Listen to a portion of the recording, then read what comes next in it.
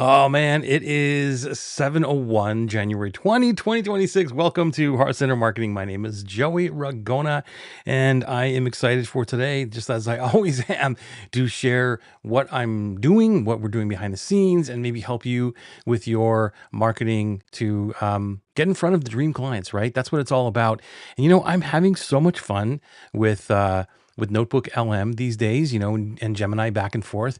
And today we had a conversation inside of my private academy group, my mastermind group, where we were talking a little bit about customer data and customer language, like getting the right customer language out to speak to dream clients.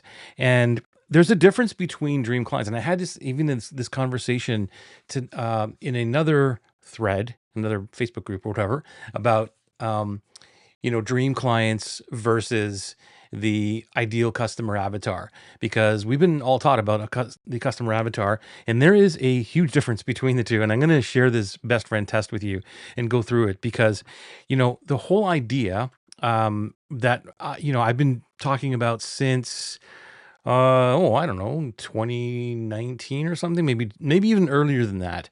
I've been talking all about the best friend, like dream clients that are like best friends who pay you. And it's really, the whole idea around this is to stop building a business around a resume. Okay. That's what an ideal client avatar is, in my opinion, and start building it around a relationship, a dream client. That's what a dream client is. And so I'll walk you through this and maybe give you a little bit of like litmus tests for yourself. And if you're here live with me, let me know with a hashtag live or hashtag replay. And I keep on forgetting to bring my iPhone into the play. So in case that I'm getting, let's see here, from Facebook, because my group, I'm using my iPad here, so I can't really see. There we go. Is that, I don't know if this is from my group or not. But you know what? I'm just going to keep it alive. And I'm going to turn off. Let's see. Turn off the silence. There we go. Okay. And see if I have. Okay. I think this is the one. Or is it? You know what? I got to go into events and see the right one that I'm doing here. I think it's on. Is it this one?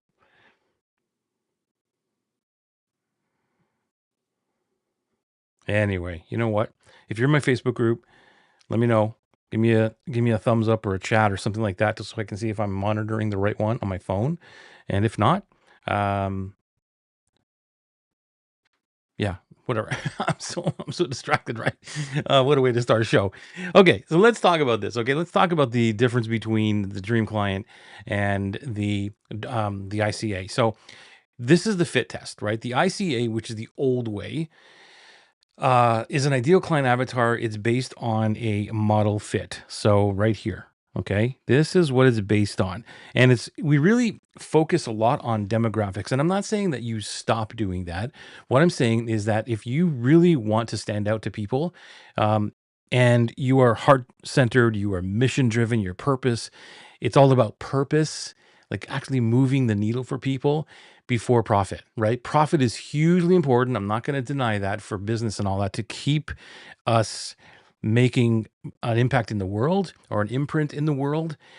But it's not about being all about the ICA, because I believe that the ICA, or the ideal client avatar, is based on demographics, age, income, car, zip code, that kind of thing. It's a transactional thing.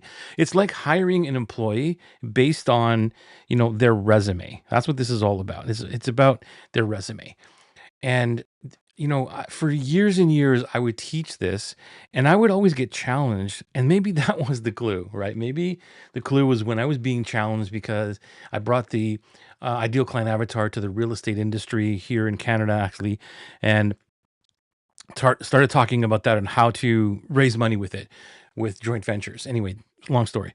And then so I would always get challenged because I would say, you have to pick this range of people. Like it's this person between this age and that age. They have 1.2 kids and they make X amount of money, that kind of stuff. And maybe because it was dealing with the real estate industry that I was so focused on that, that whole pigeonhole of just this is the person that you need to speak to. And I would always get challenged because somebody would say, well, what about this? What about somebody who is, a different age range, or they don't fit this model, whatever, they don't fit this demographic. And I would say, no, no, no, that's the way it's got to be. And so that was, I guess, the precursor to me waking up eventually to say, well, wait a minute. The dream client is not necessarily in that, that pigeonhole. They're not in this resume place. That helps, but it's not really what we're focused on. And the dream customer, which is the new way, the dream client is a life and business fit. You see, the over here is a business model fit. Let me go here, right? This is a business model fit. And again, there's nothing wrong with it because you have this business, but most of the time we create a business or an offer or a program, product, or whatever. We go, this is what I'm going to sell. And who am I going to sell it to? And we're trying to fit people into this model, right? This business or this idea or this offer that we had. And that's where the ideal client avatar really comes from. It's like trying to give me your resume. Let me see if you can fit this job, right? And when you do it that way, it's more of a transactional thing. Yeah, transactions are important. But what about if we switched it? What about if we flipped the script and went to relationship based stuff? Because the dream client is a life and business fit. They fit your life first, and they fit your business. Everything is aligned. You ever hear people talk about, I'm so busy. I'm doing all these other things. And when does life balance come in? How do I get life balance from what I'm doing? And what they're really saying is, in a nutshell, they're out there chasing clients. They're out there trying to get clients because it's an ICA. They built products first. They went backwards. And believe me, I was there. I'm not blaming anybody, right? Because I was there. Built the program first, right? Then the business model. Okay, here's the program, and it's a coaching program. No, it's an evergreen program. No, it's a membership. And okay, so when I got that all together now, okay, let me go find clients to buy this thing. And that's backwards. And then when we're sitting there, we sit in the let me go find clients thing, the leads and the funnels and all these things. And then we're like, well, when do I get life balance? Because all I'm doing is outreach and DMs and this and that and all this kind of stuff to try to find clients. And I found myself stuck in that. How do I get clients? And I found that everybody that I was working with or started to work with was in the same boat. And I figured that, okay, and I realized that this is not the right way to do it. The right way to do it is start with your life balance. And the life balance includes the customer, includes the client. So let me get back to this. What I'm talking about here is that when you do it this way, okay, so let me go back to my little drawing thing here. A dream customer is a life fit. And it's based on their psychographics. It's based on the behavior. It's based on the human. It's based on who they are. And do they align with your personal culture, right? And I'm sure you have worked with or know somebody who has worked with clients who just don't fit. They have, as soon as you work with them, you have this, your gut is just this just doesn't feel right and everything else. And eventually, even if they're paying you, you still get really frustrated. And again, it's not against a human. It's just basically they don't align with who you are. And once I stepped into that 1000% is like, this is who I am. This is how I show up. Take it or leave it. Not in a grandiose way, not in a way that, look, I'm right and everybody's wrong way. It's the fact that I just can show up the way that I am. And knowing that the whole world is not going to agree with it. And there's going to be a lot of people who don't agree with it, but there's going to be another nice little section of the world who totally do, who totally get me, and I get them. And those are like best friends, right? That's what we're talking about. So when we go back to this and we're talking about the best friend test, that's what we're working on. So I want to give you 3 visualizations and how to filter your list like immediately from this. Did anything come here? I'm just going to check down here.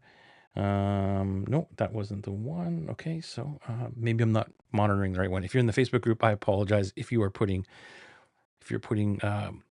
questions in. Let me see here. Maybe it's this one.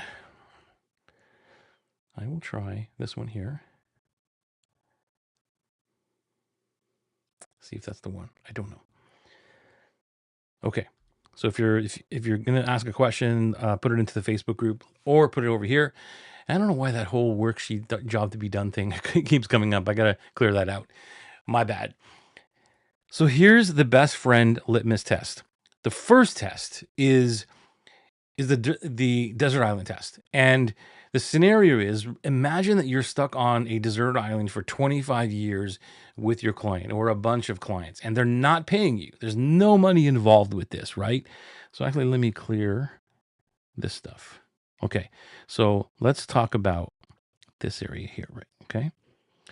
And let's pretend that for a moment, your dream clients, you're stuck on this desert island. You're here, right? Would you happily spend that 25 years if they were not paying you?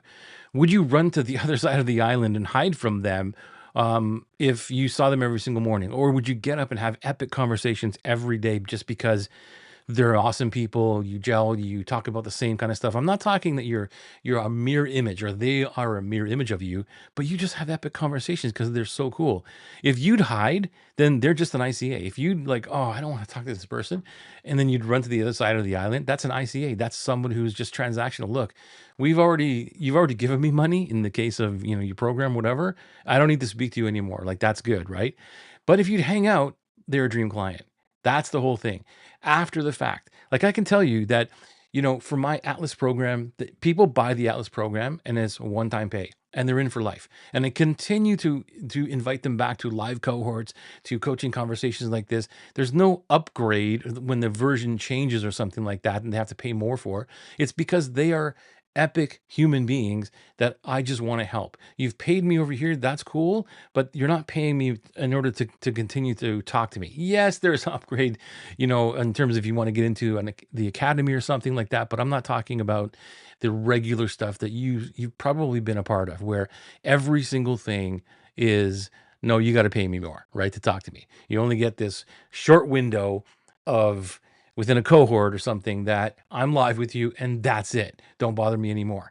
That's not how I operate. I operate like I've first of all curated you in the first place, that you fit, right? And I don't know how that lands, but basically that's what we're talking about. Like, does it fit? Is there a mutual conversation or mutual respect, both back and forth, so that you come into the tribe and you're not a cancer in that tribe. Like, you're just part of the tribe. Everybody fits in. They're like Lego pieces, right? It really works out. That's how I look at things. And it's not for everybody, but if this is resonating with you, this will change your life. So let's go back to this, because if you look at the desert island and or deserted island, desert, where I come on, deserted island, right? Then everything will change for you. And then the next one is the holiday dinner. Okay. The holiday dinner. So let's say it's your holiday, Christmas. It's your children's birthday party. It's your birthday, and you are having a dinner at your home. Would you invite this client to sit at the dinner table with you and your family? Not because it's a business meeting, not because you're going to talk about business and do the whole schmooze thing, but just to be there. That's it. If the answer is no, they don't align with your values enough to be a dream client. And I'm telling you this because this is how I grew up. I grew up in an entrepreneurial family, and almost every week, if not like multiple days a week, there was somebody at our dinner table that my father would be bringing in. I'm like, who are these people? And I learned this over time. I didn't know I was learning this, but those were dream clients. I didn't call them dream clients back then, didn't know what it was, all that. But my dad had dream clients. And these people knew that they were friends before they were clients. Does that make sense? So there's this line that you draw that they're a client and they're a friend. And there's no real definition of when they cross. Everyone knows when they're in that whichever side of that I don't know, that ping pong table or whatever, right? They already know. And it's so cool. So these people were friends first and clients later, or clients at the same time, or clients second, I should say. Okay. That's the dinner test. The third one is the best friend audit. And the best friend audit is, think about your actual best friend, one or two of them right now. And why do you love them? Like, why are they your best friend? I'll bet that they share your values, your sense of humor. They're easy to be around, right? And when you're just yourself, you don't even have to worry about not being yourself. And if there's any kind of disagreements or debates or arguments, you might get mad at each other for a little while, but it's always coming back to, look, man, it's all good. We're good, right? And let bygones be bygones. With a customer, with a client, imagine that with a client. Imagine with a client, especially in the coaching space, especially in the space that I'm in, where I'm pretty candid about what I do. And I'm just not afraid to say things. And sometimes it's maybe an uncomfortable truth that somebody's listening to and like, yikes. And they might go away a little mad, or they might go away a little angry, but then they come back the next week and go, I really thought about that. Thank you for letting me know that. Like, to me, that is an epic way to have a relationship. And even if you're not a coach, even if you're not, you don't have to pretend. You don't have these scripts. You don't have these objection handling things like putting into GPT and saying, hey, I went on these 97 million calls and nobody's buying from me. So please tell me how to, navigate through all these objections and convince people to buy from me. Man, that is exhausting, exhausting. The way that I love to sell, if you want to call it that, is, guess what? Show up as Joey, tell them what you truly believe, tell them what you truly see, and the right person will see that and say, hey, can you tell me how I can work with you so I can get more of this kind of coaching or program or whatever you want, right? Okay, so go back to this. This is where this is where you are going to change everything with these litmus tests, okay? Because you want people to go into this dream life and have a life fit. How do you do this? Well, there's a strategy. So you stop looking backwards. As the ICA, as you know, a lot of it is backwards. Like, what's their situation? What's happening to them? What's going on? And it focuses on who they are, the demographics. Again, there's nothing wrong with that, but let's zoom in here. Let's zoom in to the bus to Vegas, okay? Let me get rid of these. Or can I do this? Yeah, let's get rid of that. Okay. Let's zoom in because we want to go into a oops. That doesn't work well. Okay. You want to go from the transaction to the relationship. Relational. Man, I can't speak today. It's been a long day. Okay. So this is something where it's a crazy analogy, but you'll get it right away. So let's pretending that you're driving a bus across the country to Las Vegas, and you don't know their backstory, you don't know anything. You just go to all these bus stops where there's a whole bunch of people, and you don't know who they are, you don't know the backstory, you don't know anything, you don't know where they're going. But all you do is when you open that door, you ask, "Hey, are you going to the MGM Grand in Las Vegas?" And if they're going to that same destination, right, they're going to get on the bus. Somebody going to the other opposite way, let's say to New York City or something, they're not going to get on the bus. Like, why would they do that? So they're going to get on the bus, right? And that's where you are opening the door and you're saying, hey, you're going to MGM. You're ignoring the past. But you're sharing future goals. The future goal is to get to MGM Grand Casino in Las Vegas, to beat blackjack, right? Like, that's the thing that they're going for. And so the bus, you're driving the bus, you're the program, you're the product, you're the coach, whatever, and you're going to get them there. That's the destination. And that's why it's really important that the future goal is way more important. The future destination is way more important than their past. Yes, the past shows up. Yes, you got to talk to the pain a little bit here and there. But guess what? Everyone on that bus has a shared problem. Their solution that they want to get to is being in MGM Grand Casino, not what they're going to do in this case, in this crazy example, what they're going to do with the money if they win, right? One person might want to buy a brand new car, and one person might want to pay off their loan or their mortgage or something. Like, what they're doing with the money doesn't really matter when they get there. They all share an interest, though. I'm going to Las Vegas for this. And they can have epic conversations. Do you see what I'm talking about? Not only that, they are from all kinds of different walks of life, right? All kinds of different walks of life. And that's a tribe. That's a dream client. Those are people that all gel. They're all talking about the same thing. I'm going to Vegas for this. And even if they're the destination or what they're going to do when they get to that destination is a little bit different, everybody is rooting for everyone else. Does that make sense?